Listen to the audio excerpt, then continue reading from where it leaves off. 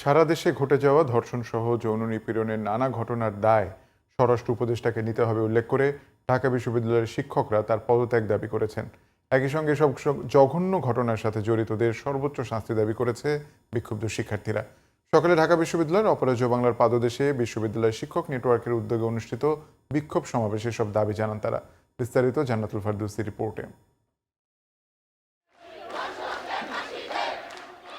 নির্যাতন, ধর্ষণ সহ নারীর প্রতি সব ধরনের সহিংসতার প্রতিবাদে সরব বিশ্ববিদ্যালয়ের শিক্ষক শিক্ষার্থীরা। এসব ঘটনায় জড়িতদের দ্রুত শাস্তির দাবি জানিয়েছেন তারা।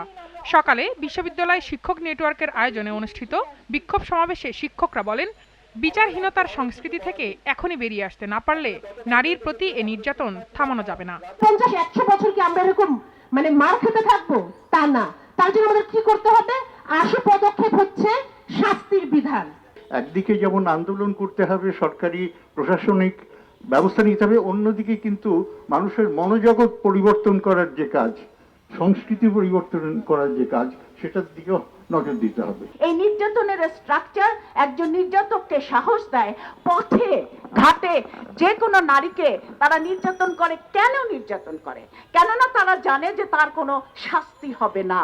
জুলাই অভ্যুত্থানের মতো এত বড় আন্দোলনের পরও নারীকে কেন নির্যাতনের শিকার হতে হচ্ছে, এমন প্রশ্ন ছুড়ে শিক্ষকরা বলেন, স্বরাষ্ট্র উপদেষ্টা এর দায় এড়াতে পারেন না।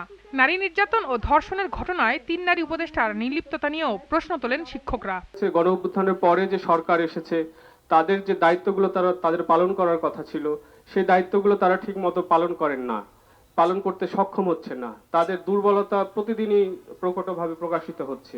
স্বরাষ্ট্র উপদেষ্টার পদত্যাগ চাচ্ছেন অনেকে। এখন আমি গত 4 মাস থেকে প্রথমে ওনার পদত্যাগ চেয়েছি, তারপরে আমি ওনার পদচ্যুতি চেয়েছি। উপদেষ্টা মণ্ডলীতে 3 জন ভেরি হাই প্রোফাইল মহিলা আছেন।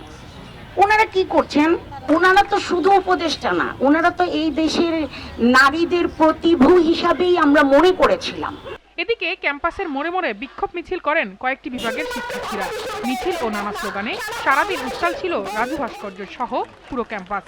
ধর্ষকের সর্বোচ্চ শাস্তি নিশ্চিত না করে রাজপথ না ছাড়ার ঘোষণা দেয় তারা। বিচার সেটা যত দ্রুত সম্ভব করতে হবে। এই আন্দোলন আরো প্রখর হবে, দাবি আমাদের মানতেই হবে। এছাড়া মবের ঘটনায় জড়িতদের বিরুদ্ধেও সোচ্চার হওয়ার আহ্বান জানান আন্দোলনকারীরা। সম্প্রতি ঢাকা বিশ্ববিদ্যালয়ে ঘটে যাওয়া যৌন নিপীড়নের ঘটনায় প্রক্টরের উদাসীনতা নিয়েও ক্ষোভ প্রকাশ করেন শিক্ষার্থীরা। জান্নাতুল ফেরদৌসী, জিটিভি নিউজ, ঢাকা।